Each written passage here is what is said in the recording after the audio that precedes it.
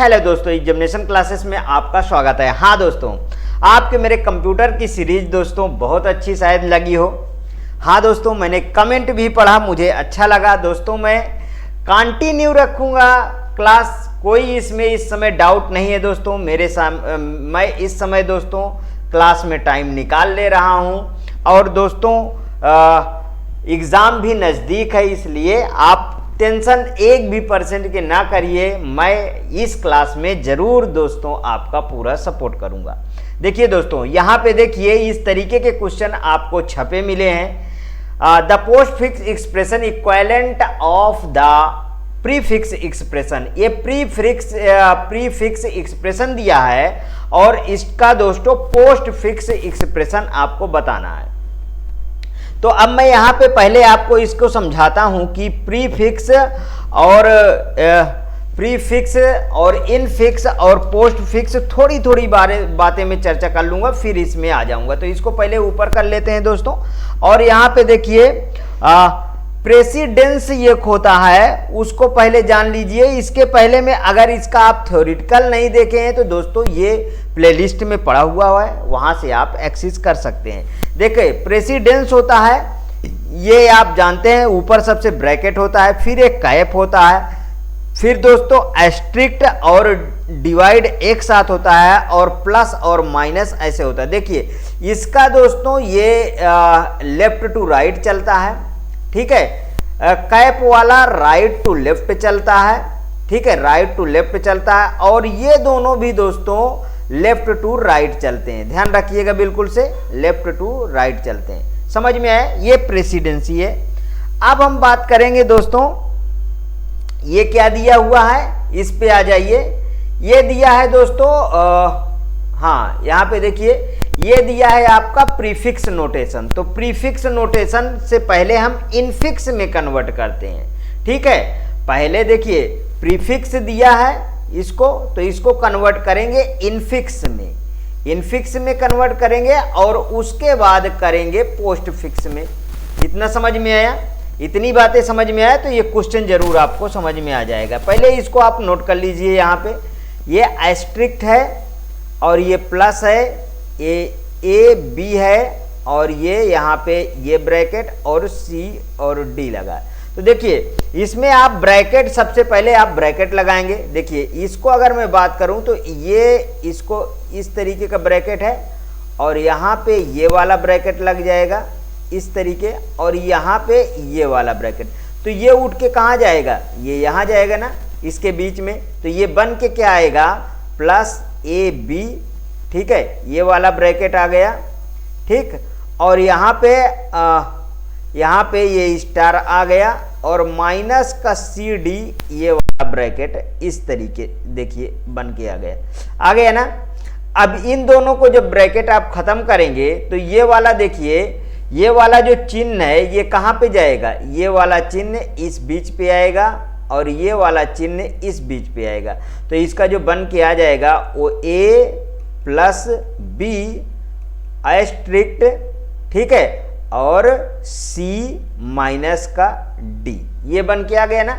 ये हो गया देखिए दोस्तों, ये हो गया। ये कौन सा नोटेशन निकल गया, ये तो प्रीफिक्स था, इससे निकल गया ये इनफिक्स, इनफिक्स निकल गया। अब इनफिक्स से हम निकालेंगे पोस्ट फिक्स। तो चलिए यहीं पे निकाल के आपको मैं दिखा देता हूं, ठीक है। इनफिक्स से हाँ पोस्ट फिक्स। अब इसमें देखिए ये वाला जो है, इसमें फिर से वैसे ब्रैकेट लगा दीजिए। ये इसको नहीं, इसके नीचे लिखते हैं दोस्तों, साफ साफ में मजा आएगा ना। इसको पहले एक स्टेप और नीचे ले जाइए, यहाँ पे आ जाइए। तो चलिए यहाँ पे देखिए ये प्लस बी, इसको एक ब्रैकेट में बंद करिए और ये एस्ट्रिक्ट है और सी माइनस डी एक ब्रैकेट में बंद करिए, ठीक है। इधर बड़ा ब्रैकेट लगा लीजिए, ठीक। यहाँ पे आ गए। अब फिर इसका देखिए सॉल्यूशन कैसे आएगा। ये वाला ये एस्ट्रिक्ट है, ये कहाँ पे चला जाएगा, ये यहाँ पे आ जाएगा, ठीक है। और ये देखिए पहले स्टेप में ये काम करेंगे तो इसको जो आप कर लीजिए। देखिए ए प्लस बी एक ब्रैकेट में है, ठीक है, और ये वाला C माइनस डी एक ब्रैकेट में है, इसके बाहर आ गया यहाँ पे अस्ट्रिक्ट ना, अस्ट्रिक्ट आ गया। अब इसको देखिए दूसरा स्टेप क्या होगा, ये वाला यहाँ पे आ जाएगा और ये वाला यहाँ पे आ जाएगा, ठीक है। तो ये जब खुल के आएगा ए बी प्लस हो जाएगा सी डी माइनस और अस्ट्रिक्ट, ये क्या आ गया, ये आ गया दोस्तों आपका पोस्टफिक्स। दोस्तों यदि नहीं समझ में आया तो कमेंट बॉक्स में कमेंट करके बताइए, फिर से इसको मैं और खोल के आपको मैं बताऊंगा, ठीक है। ये इसका कौन सा, यहां पे मिला लीजिए क्वेश्चन का कौन सा सही है। देखिए क्वेश्चन का पहला ऑप्शन बिल्कुल एग्जैक्ट आ रहा है, समझ में आया। बहुत दोस्तों इस तरीके के क्वेश्चन सिंपल होते हैं, लेकिन बस आपको कॉन्सेप्ट आना चाहिए दोस्तों, और ये कॉन्सेप्ट बताने वाला कोई और नहीं है दोस्तों, ये मैं हूं, ठीक है, ध्यान रखिएगा। बस आप प्रैक्टिस करिए मेरे साथ, मैं इस तरीके के क्वेश्चनों को आपको हवा में उड़ा के दिखाऊंगा दोस्तों, और किस तरीके आप एग्जाम हॉल में ज्यादा से ज्यादा 30 सेकंड में इस क्वेश्चन को आप सॉल्व करेंगे, ठीक है दोस्तों। आगे चलते हैं, देखिए which data structure is use to convert infix notation to postfix notation. तो फिर देखिए कितना अच्छा क्वेश्चन पूछा गया दोस्तों, यहां पे देखिए क्या पूछा गया है कि इनफिक्स नोटेशन को पोस्ट फिक्स नोटेशन में बदलने के लिए किस डाटा स्ट्रक्चर का प्रयोग किया जाता है। तो इसके प्रीवियस में मैं आपको जरूर बताया होऊंगा दोस्तों, इसके थ्योरेटिकल पार्ट में, कि स्टैक का प्रयोग किया जाता है, और पहला ही ऑप्शन फिर से सही होता नजर आ रहा है, स्टैक। यहां पे देखिए, अच्छा स्टैक किस पे काम करता है दोस्तों, तो ये लीफो पे काम करता है। लीफो क्या है इसको समझिए, last in first out, last in first out LIFO होता है। अब देखिए ये स्टैक होता किस तरीके से, इसको समझ लीजिए। ये है दोस्तों स्टैक, यहां से इसको पुश किया जाता है और यहीं से इसको पॉप किया जाता है, समझ में आया। ये है स्टैक, मतलब कि जो सबसे लास्ट में आया वही सबसे पहले निकल के बाहर जाएगा। क्यों नहीं, ट्री नहीं, मोर देन वन नहीं, पहला ऑप्शन बिल्कुल करेक्ट है। चलिए नेक्स्ट क्वेश्चन, समझ में आया ना दोस्तों, नेक्स्ट क्वेश्चन पे आइए। The data structure in which the data are added at the rear end deleted from front is called. वह डाटा स्ट्रक्चर जिसमें डाटा पीछे से जोड़ा जाता है और आगे फ्रंट से हटाया जाता है। पहले इसका आप यहां पे स्ट्रक्चर देखिए, फिर से ये भी क्वेश्चन दोस्तों आपका हवा में उड़ जाएगा। देखिए केवल स्ट्रक्चर आप समझिए बस क्वेश्चन को। इसको क्या बोला जाता है, ये वाले को इसको क्या बोला जाता है, इसी को दोस्तों बोला जाता है रियर, और क्या बोला जाता है, इसी को बोला जाता है टेल, ठीक है। इसी को और क्या बोला जाता है, इसी को बोला जाता है बैक, और इधर से डाटा निकलता है इसको बोला जाता है फ्रंट। क्या बोला जाता है, इसी को बोला जाता है फ्रंट, इसी को बोला जाता है हेड, ठीक है। तो डाटा इधर से आया, इधर को निकला, तो अब मुझे बताइए ये किस पे काम किया, ये काम किया दोस्तों लीफो पे काम किया, लीफो पे काम किया, मतलब last in first out, last in first out पे काम किया, मतलब कि ये किस पे काम किया, लीफो पे काम किया। तो इसका ऑप्शन कौन सा सही है बताइए मुझे। ये है दोस्तों क्यू, ये है क्या, क्यू। इसका नाम क्या है दोस्तों, इसका नाम है दोस्तों क्यू, ठीक है। इसको याद रखिएगा। देखिए स्ट्रक्चर आप देखें ना, इसमें साफ साफ कहा गया डाटा पीछे से आता है, इधर से आता है, ठीक है, और आगे से डिलीट होता है। तो देखिए यहां से जो लास्ट डाटा आया, मान लीजिए यहां से ये लास्ट डाटा इन किया, तो इधर गया, इधर गया, आगे गया, और फिर यहां से डिलीट हो गया। तो जो लास्ट में आया वही पहले डिलीट हुआ। समझ में आया, जरूर आपको समझ में आया, कमेंट बॉक्स में जरूर बताइए दोस्तों, ठीक है। इंटरेस्टिंग क्लास बनाऊंगा, पूरी की पूरी क्लास। यहां पे देखिए फिर से क्वेश्चन है दोस्तों डाटा स्ट्रक्चर का, क्योंकि 20 की सीरीज चल रही है ना, तो जो चैप्टर पढ़ेंगे वैसे निपटाएंगे। Queue data structure used, queue data structure कहां यूज होता है। अभी हमने क्या बोला है कि लीफो पे यूज होता है ना, किस पे यूज होता है, लीफो पे, मतलब last in first out, last in first out में डाटा यूज होता है, ठीक है, मतलब कि पहला ऑप्शन बिल्कुल करेक्ट आया, ठीक है, first in first out, oh sorry यार क्या लिख गया, फीफो, फीफो पर यूज होता है, तो फर्स्ट इन फर्स्ट आउट जो पहले आया था, रुकिए 1 मिनट इसको करेक्शन करिए, ये तो लीफो हो जाएगा ना, ये फर्स्ट इन फर्स्ट आउट होता है ना, फर्स्ट इन फर्स्ट आउट। यहां पे देखिए, यहां पे मैंने क्या लिखा, यहां पे क्यू किस पे काम करता है, क्यू, क्यू यहां फीफो पे काम करता है, यहां लीफो लिख गया है, इसको सॉरी, कल भी इस तरीके की थोड़ी सी गलतियां हुई हैं, इसके लिए माफी, ठीक है, लास्ट में नहीं, जो फर्स्ट आवा वही फर्स्ट में आउट होता है, तो इसको बोलते हैं फीफो, ठीक है, इसको क्या बोलेंगे, फीफो, तो इसे बोलेंगे फर्स्ट, ठीक है, फर्स्ट इन फर्स्ट आउट, जो फर्स्ट में आया वही फर्स्ट में आउट हो गया, समझ में आया, तो इसे फीफो, और जो लास्ट इन था वो ये लीफो स्टैक पे काम करता है, ठीक है दोस्तों।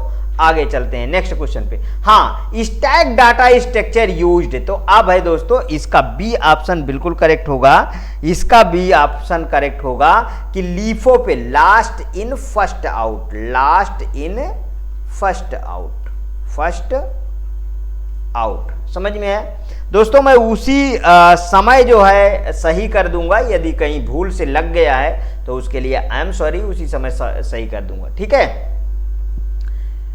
अब स्टैक तो इसमें बता ही चुका हूं ना, इस वाले में स्टैक बता चुका हूं ना कि यहां से इसमें पुश होगा, ठीक है, और यहीं से इसमें पॉप होगा, मतलब जो लास्ट में आया वही फर्स्ट में आउट हो जाएगा, समझ में आया। आगे नेक्स्ट क्वेश्चन पे चलते हैं। A constructor is called whenever, एक कंस्ट्रक्टर को कॉल किया जाता है जब कभी an object is created, an class is created. देखिए दोस्तों, यहां से C++ के क्वेश्चन हैं, ये अगर देखिए जो लोग प्रोग्रामर भरे हैं वैकेंसी, जो लोग प्रोग्रामर के वैकेंसी भी भरे हैं उनके लिए ये रामबाण है, और कंप्यूटर ऑपरेटर के लिए दोस्तों जो C++ का है वो थोड़ा बहुत ध्यान दे दीजिए, नहीं तो इसको आप काट दीजिएगा इस तरीके के क्वेश्चन, ठीक है, ध्यान रखिएगा, ठीक।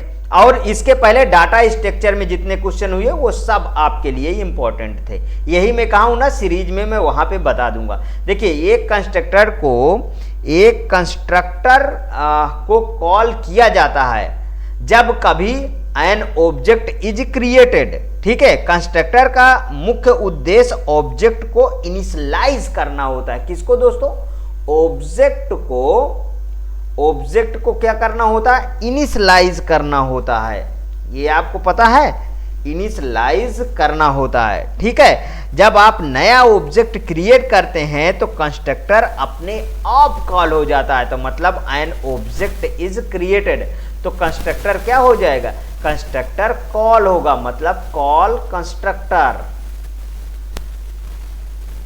समझ में आया इतनी बातें। An class is created, a class is declared नहीं, ठीक है, more than one of the, पहला ऑप्शन सही है। आगे आइए, all members of structure in C++ are by default, C++ में स्ट्रक्चर के सभी सदस्य डिफॉल्ट रूप डैश होते हैं, पब्लिक होते हैं कि प्राइवेट होते हैं, प्रोटेक्टेड होते हैं कि मोर than one of the above होते हैं कि नन ऑफ द एबव होते हैं, बताइए कौन सा सही है, तो वो होता है दोस्तों पब्लिक होता है, ठीक है।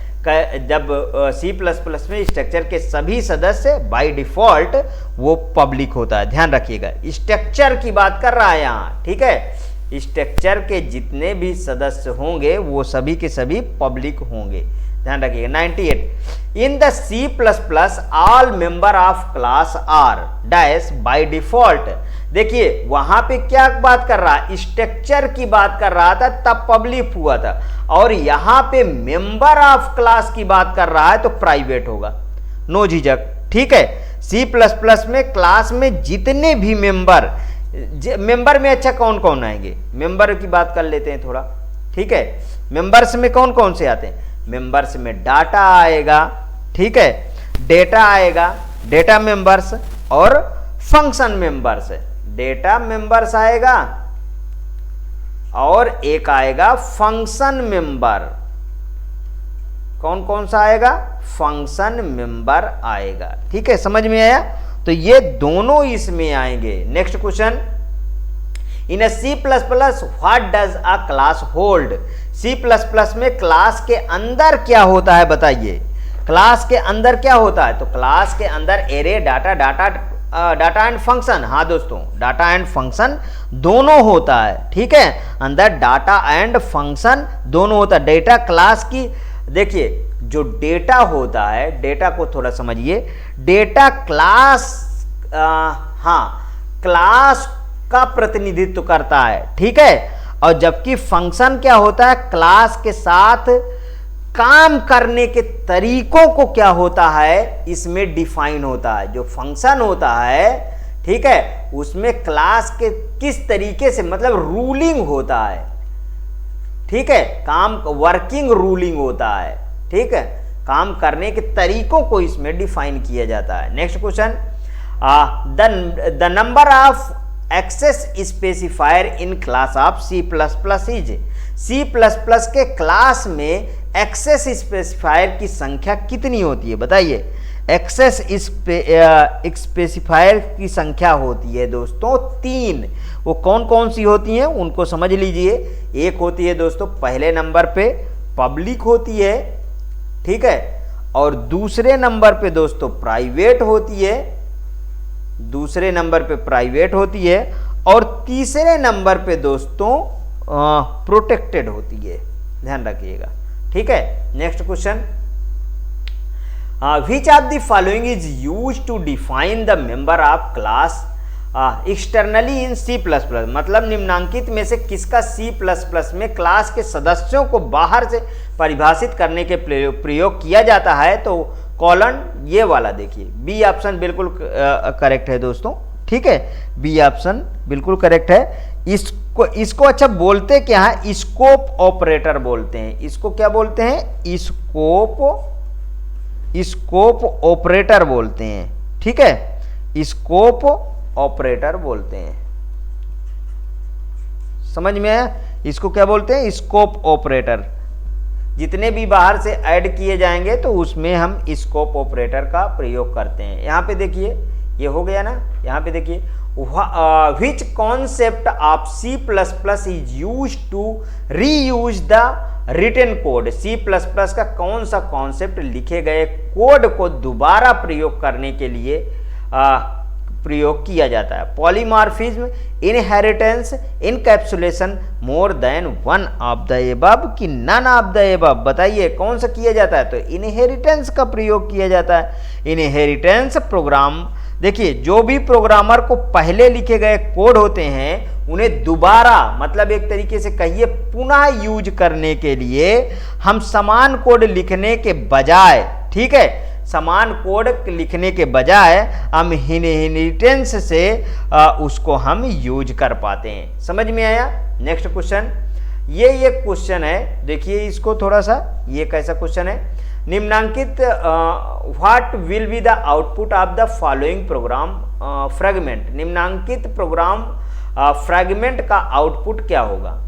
आउटपुट क्या, देखिए यहाँ पे इंट i इक्वल टू 10 डाला, वाइड मैन फंक्शन लिया और इंट i इक्वल टू 20 डाला, तो इंट i इक्वल टू 30 डाला। ये क्या है, ये सब प्रिंट कराने के लिए हैं, ठीक है, ये सब प्रिंट कराने के लिए हैं। तो इसमें क्या कहा गया है कि निम्नलिखित प्रोग्राम आउटपुट क्या आएगा ना, तो ये 30 वाला पहले आएगा दोस्तों। i की वैल्यू यहाँ पे क्या है, 30 है ना, यहाँ पे देखिए i की वैल्यू 30 है, तो 30 आ गई। और फिर ये कॉल कहाँ से किया, ये 10 से किया गया ना, 10 से किया, तो ये आ जाएगा, ये ऑप्शन पहला।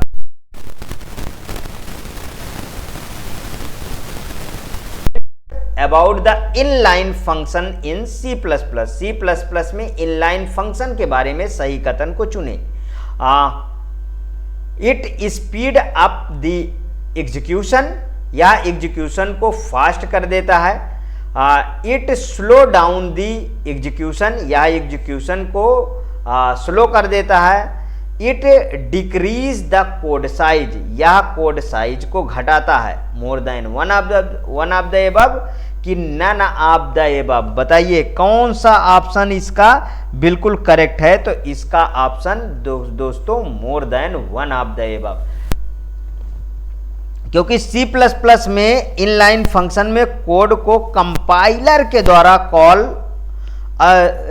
कंपाइलर के द्वारा कॉल पर सीधे क्या किया जाता है दोस्तों, उसको ले लिया जाता है, जिसे कॉल का ओवरहेड कम होता है। ठीक है, इसमें कोड का आकार भी कम होता है, लेकिन एग्जीक्यूशन की गति को बदलने में कोई निश्चित फर्क नहीं पड़ता, ध्यान रखिएगा। ठीक है, तो ये बिल्कुल करेक्ट है। यहां पे देखिए, what will the output of the following, निम्नलिखित में से आउटपुट क्या होगा, इक्वल टू पर। अरे दोस्तों ये तो बिल्कुल से एरर देगा, ये क्या देगा, एरर देगा ना, ये एरर देगा। क्यों एरर देगा भाई, ये क्यों एरर देगा? अरे इसमें जो है काउट वगैरह, ये डबल, इसको काउट कहाँ यूज किया गया है ना, काउट को कहाँ यूज किया गया है? ये वाला फंक्शन तो ये इसमें यूज ही नहीं, इसमें डिक्लेयर नहीं किया गया ना, डिक्लेयर्ड नॉट डिक्लेयर्ड है इसमें। ठीक है, इसलिए ये एरर देगा। ठीक, और इसको अगर हम लिखेंगे तो किस तरीके लिखेंगे, std : C out होना चाहिए। ये वाला अगर हम लिख के देंगे तब ये फंक्शन सही चलेगा, नहीं तो बिल्कुल ये क्या देगा, ये एरर देगा। तो मतलब इसका नन ऑफ द एबव हो जाएगा। ठीक है, next question, C out is C++ stand for. C++ में C out प्रयोग किसके लिए किया जाता है? क्लास आउटपुट के लिए, कैरेक्टर आउटपुट के लिए, कॉमन आउटपुट के लिए किया जाता है। तो ये दोस्तों कैरेक्टर आउटपुट के लिए किया जाता है। समझ में आया? आगे चलते हैं। Group of instructions that directs a computer is called, computer को दिशा देने वाले इंस्ट्रक्शन के समूह को क्या कहा जाता है? मेमोरी कहा जाता है, स्टोरेज कहा जाता है, प्रोग्राम कहा जाता है, more than one of the above, none of the. देखिए दोस्तों, अब यहां से आपका आपके लेवल का फिर से क्वेश्चन स्टार्ट होता है। ठीक है, वो बीच के क्वेश्चन, अगर प्रोग्रामर है तो उनके लिए रामबाण है, यदि खाली कंप्यूटर ऑपरेटर है तो वो केवल एक बार क्वेश्चन देख लें बस। ठीक है, देखने से और आगे सही भी होगा। देखिए, दिशा मतलब कंप्यूटर को दिशा देने वाले इंस्ट्रक्शन के समूह को क्या कहते हैं? प्रोग्राम कहते हैं। मैंने आपको बताया होगा डाटा, सबसे छोटी यूनिट क्या है? डाटा। डाटा क्या है? रॉ फिगर एंड फैक्ट्स है। उसके बाद आता है दोस्तों कमांड। कमांड क्या है? कमांड क्या है? कमांड है कलेक्शन ऑफ डाटा। ठीक है, कमांड कहते हैं। फिर उसके बाद आता है इंस्ट्रक्शन। इंस्ट्रक्शन क्या है? इंस्ट्रक्शन है कलेक्शन ऑफ कमांड और मीनिंगफुल डाटा। ठीक है, उसे इंस्ट्रक्शन कहते हैं। उसके बाद क्या आता है? उसके बाद आता है प्रोग्राम। प्रोग्राम क्या है दोस्तों? कलेक्शन ऑफ इंस्ट्रक्शन और मीनिंगफुल डाटा प्रोग्राम कहलाता है। उसके बाद आता है सॉफ्टवेयर। ठीक है, सॉफ्टवेयर क्या है? कलेक्शन और प्रोग्राम है। ठीक है, उसे सॉफ्टवेयर कहते हैं। समझ में आया? A computer program consists of system flow chart, program flow chart की algorithm written in computer language. यहाँ पे देखिए, हाँ दुइये छपा है, सही है, कंप्यूटर की भाषा में लिखित एल्गोरिदम। ठीक है, तो इसमें कौन सा सही है? इसका ऑप्शन सी सही है। किसी भी देखिए कंप्यूटर प्रोग्राम में क्या होता है? एल्गोरिदम लिखा जाता है, वो भी कंप्यूटर लैंग्वेज में लिखा जाता है। ठीक है, तो ये वाला ऑप्शन बिल्कुल करेक्ट है। Next, the topology with highest reliability is, निम्न उच्चतम विश्वसनीयता वाली टोपोलॉजी क्या है? स्टार कैसे है? देखिए दोस्तों, बीच में हब होता है और इधर उधर ये सब यहाँ पे कंप्यूटर जुड़े होते हैं। ठीक है, ये क्या है? ये स्टार हो गया। ये क्या विश्वसनीयता इसमें ज़्यादा है क्या? बिल्कुल नहीं है दोस्तों, बीच वाला फेल, सब फेल। रिंग कैसे होता है? ये तो ये बन गया। रिंग एक बार बना देता हूँ। देखिए दोस्तों, ये कंप्यूटर होता है ऐसे ऐसे, ये रिंग बनता है। ठीक है, ये क्या बन गया? ये रिंग बना, और यहाँ पे हाँ ये रिंग हो गया। इसे क्या बोलेंगे? रिंग।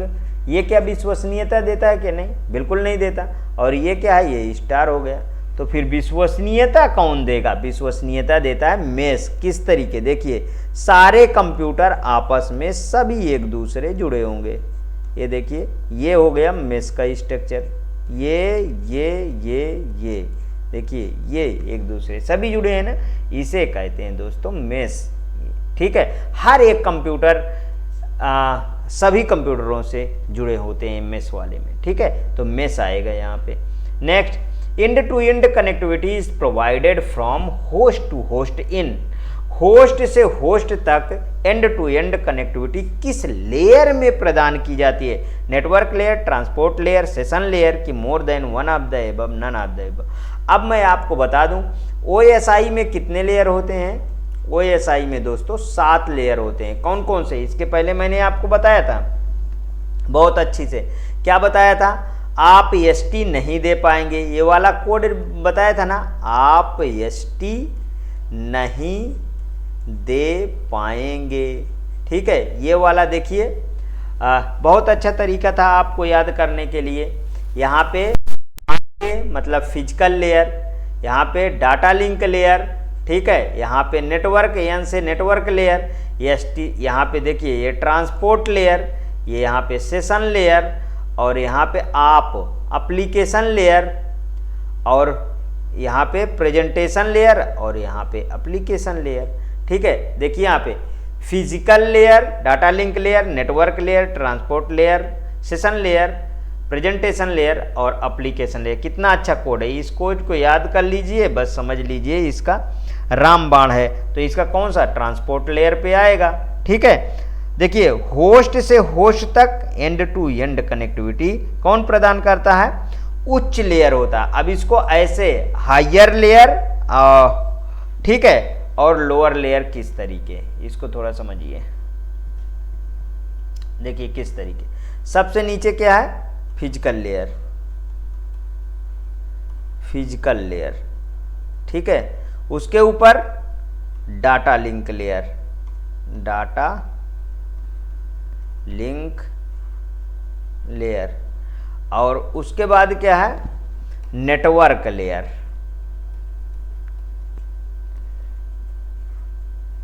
इसके बाद क्या है दोस्तों? Transport layer, transport layer. Transport layer के बाद ऊपर क्या है? सेशन लेयर,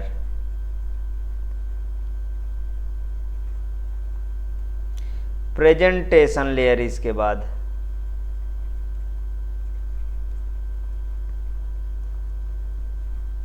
जहां से क्वेश्चन आते हैं दोस्तों वो सिर्फ अच्छे से पढ़िए। ठीक है, ये देखिए सबसे लास्ट में एप्लीकेशन लेयर। तो ये देखिए ऊपर नीचे के ये 3 क्या है? इसको मैंने बता चुका हूं इसके पहले, इसको पहले लोअर लेयर बोलते हैं, और ये ऊपर के 3 इनको बोलते हैं अपर लेयर, और इसको बोलते हैं मिडिल लेयर। तो अभी मैंने क्या बोला कि उच्चतम लेयर अर्थात ट्रांसपोर्ट लेयर में प्रदान की जाती है इस चीज को। ठीक है, ट्रांसपोर्ट लेयर नेटवर्क के एंड टू एंड कनेक्टिविटी को इस्टेब्लिश करता है और डेटा को सोर्स से यूजर तक पहुंचाने में यही रिस्पॉन्सिबल होता है। ठीक, तो समझ में आया, ये ट्रांसपोर्ट लेयर होता है। ट्रांसपोर्ट लेयर याद कर लीजिए। यदि दोस्तों आपको ये वीडियो इफेक्टिव लग रही है तो जो मेरे नए अभ्यर्थी हैं वो मेरे चैनल को सब्सक्राइब करें, हाँ लाइक करें, शेयर करें। हर एक दिन आपको ये वीडियो मिलेगी। ओके दोस्तों, थैंक यू।